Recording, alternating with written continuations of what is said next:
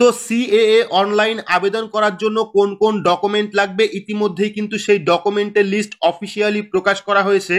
আপনাদের প্রত্যেকের প্রশ্ন ছিল সিএএ ফর্ম ফিল আপ করার জন্য কোন কোন ডকুমেন্টের প্রয়োজন বা কোন ধারায় কোন ফর্ম ফিল আপ করলে সেই ফর্মে কোন ডকুমেন্ট আপলোড করতে হবে, ডিটেলস আপনারা জানতে পারবেন আজকের এই ভিডিওতে।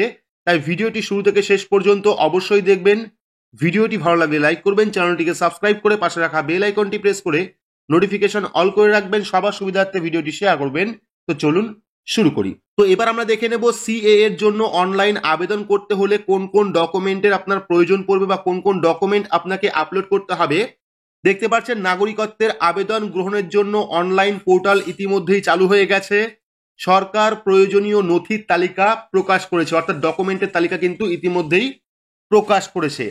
তো দেখতে পাচ্ছেন আবেদনের জন্য প্রয়োজনীয় নথিগুলির তালিকা এখানে রয়েছে। প্রথমত রয়েছে আফগানিস্তান বা বাংলাদেশ বা পাকিস্তান সরকার কর্তৃক জারি করা পাসপোর্টের অনুলিপি। যদি আপনার কাছে পাসপোর্ট থাকে সেক্ষেত্রে কিন্তু পাসপোর্টের একটি কপি আপনাকে আপলোড করতে হবে। সেকেন্ড রয়েছে রেজিস্ট্রেশন সার্টিফিকেট বা আবাসিক permit foreigners regional registration officer বা এফআরআরও বা ফরেনার্স রেজিস্ট্রেশন অফিসার এফআরও দ্বারা জারি করা, আফগানিস্তান বা বাংলাদেশ বা পাকিস্তান সরকারি কর্তৃপক্ষ দ্বারা জারি করা জন্মের শংসাপত্র, অর্থাৎ যে দেশ থেকে আপনি এসছেন সেই দেশের জন্ম শংসাপত্র লাগবে।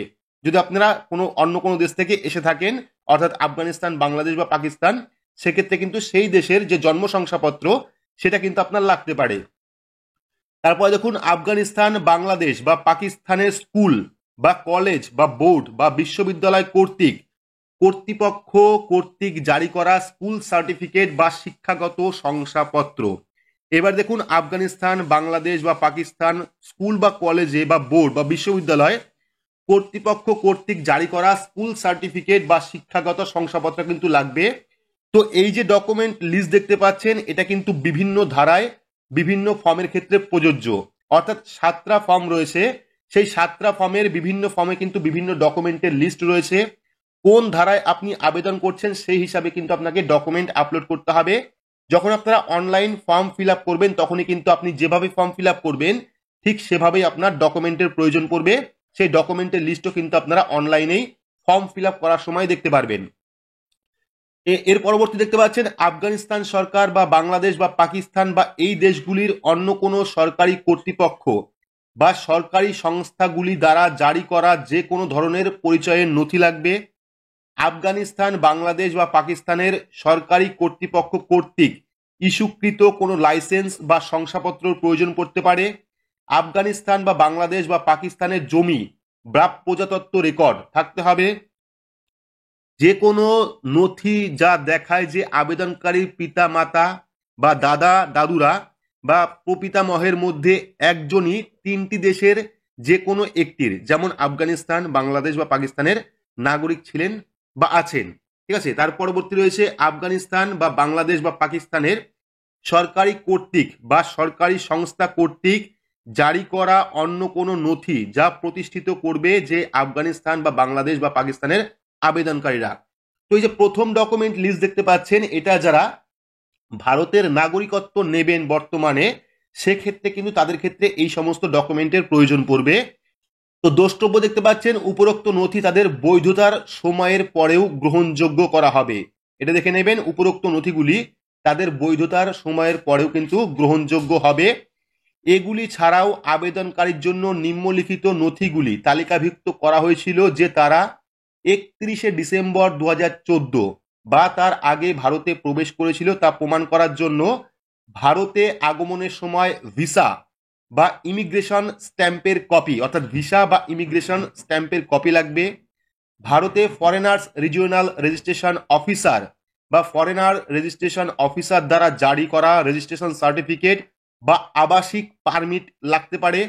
আদমশুমারি সম্পর্কিত সমীক্ষা পরিচালনা করার সময় এই ধরনের ব্যক্তিদের জন্য যাদের আদমশুমারি গণনাকারীদের দ্বারা জারি করা স্লিপ ছিল সেই স্লিপ লাগতে পারে। ভারত সরকার প্রদত্ত লাইসেন্স বা শংসাপত্র বা পারমিট যেমন ড্রাইভিং লাইসেন্স, তারপরে আধার কার্ড ইত্যাদি লাগতে পারে। ভারতে জারি করা আবেদনকারীর রেশন কার্ড লাগতে পারে। সরকারি স্ট্যাম্প সহ আবেদনকারীকে সরকার বা আদালত কর্তৃক জারি করা যে কোনো চিঠি লাগতে পারে, ভারতে জারি করা আবেদনকারীর জন্ম শংসাপত্র লাগতে পারে, আবেদনকারীর নামে ভারতে জমি বা ভাড়ার রেকর্ড, নিবন্ধিত ভাড়ার চুক্তি, এগুলি কিন্তু ডকুমেন্ট হিসাবে লাগতে পারে। প্যান কার্ড ইস্যুকরণ নথি যা ইস্যু করার তারিখ বহন করে, অর্থাৎ আপনি প্যান কার্ড কবে তৈরি করেছিলেন তার কিন্তু ইস্যু ডেট দিলেও চলবে। কেন্দ্রীয় সরকার বা রাজ্য সরকার বা যে কোনো দ্বারা জারি করা অন্য কোনো নথি, অর্থাৎ কেন্দ্র বা রাজ্যের অন্য কোনো নথি হলেও কিন্তু চলবে। কেন্দ্রীয় সরকার বা রাজ্য সরকারের পাবলিক সেক্টরের উদ্যোগ বা ব্যাংক বা অন্য কোনো সরকারি কর্তৃপক্ষের মতো আর্থিক প্রতিষ্ঠানের ডকুমেন্ট হলেও কিন্তু চলবে। কোনো গ্রামীণ বা শহরের সংস্থার নির্বাচিত সদস্য বা তাদের কর্মকর্তা বা রাজস্ব কর্মকর্তা কর্তৃক জারি শংসাপত্র, আবেদনকারীর নামে ব্যাংক বা প্রাইভেট ব্যাংক সহ বা পোস্ট অফিস অ্যাকাউন্টগুলির সাথে সম্পর্কিত এবং জারি করা রেকর্ড অ্যাকাউন্টের বিবরণ, অর্থাৎ স্টেটমেন্ট যেটাকে বলে, সেই স্টেটমেন্ট হলেও চলবে, ব্যাংকের বা পোস্ট অফিসের স্টেটমেন্ট। আবেদনকারীর নামে ভারতে বীমা কোম্পানিগুলি দ্বারা জারি করা বীমা পলিসি হলেও চলবে, অর্থাৎ যে কোনো বীমা পলিসি হলেও কিন্তু চলবে। আবেদনকারীর নামে বিদ্যুৎ সংযোগ কাগজপত্র বা বিদ্যুৎ বিল বা অন্যান্য ইউটিলিটি বিল, তো বিদ্যুৎ বিল হলেও চলবে বা জলের বিল হলেও কিন্তু চলবে। আবেদনকারী ক্ষেত্রে ভারতে আদালত বা ট্রাইব্যুনালের রেকর্ড বা প্রক্রিয়া, কর্মচারী ভবিষ্য তহবিল বা ইপিএফ, সাধারণ ভবিষ্য তহবিল, পেনশন, কর্মচারী দ্বারা সম্পর্কিত ভারতের যে কোনো নিয়োগকর্তার অধীনে পরিষেবা বা কর্মসংস্থান দেখানো নথি হলেও চলবে। রাজ্য বীমা কর্পোরেশনের ইএসআইসি নথি হলেও চলবে। ভারতে জারি করা আবেদনকারীর স্কুল ছাড়ার শংসাপত্র হলেও চলবে।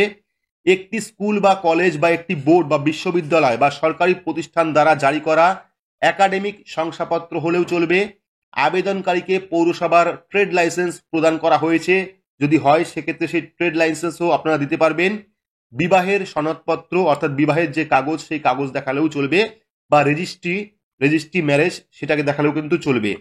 দ্রষ্টব্য কি দেওয়া রয়েছে, উপরোক্ত নথিগুলি ভারতীয় কর্তৃপক্ষ দ্বারা জারি করা উচিত ছিল এবং তাদের বৈধতার মেয়াদের পরেও গ্রহণযোগ্য হবে। নথিগুলিকে প্রতিষ্ঠিত করতে হবে যে আবেদনকারী 31/12/2014 তারিখে বা তার আগে ভারতে প্রবেশ করেছিলেন।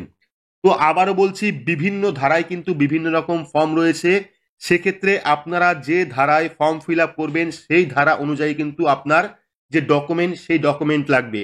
যদি আপনি ভারতের নাগরিকত্ব নিতে চান সেক্ষেত্রে একরকম ডকুমেন্টের লিস্ট রয়েছে, এবং যদি আপনি ভারতে রয়েছেন তবুও সিএ পোর্টালে আবেদন করতে চান সেক্ষেত্রে আলাদা ডকুমেন্টের লিস্ট রয়েছে। ডিটেলস দেখালাম কোন ফর্ম ফিল আপের জন্য কোন ডকুমেন্টের প্রয়োজন বা কোন ধারা ফর্মের জন্য কোন ডকুমেন্ট লাগবে। যখন আপনারা ফর্ম ফিল আপ করবেন যেভাবে আপনারা সিলেক্ট করবেন ঠিক সেভাবেই কিন্তু ডকুমেন্টের লিস্ট আপনার সামনে আসবে অনলাইন থেকেই।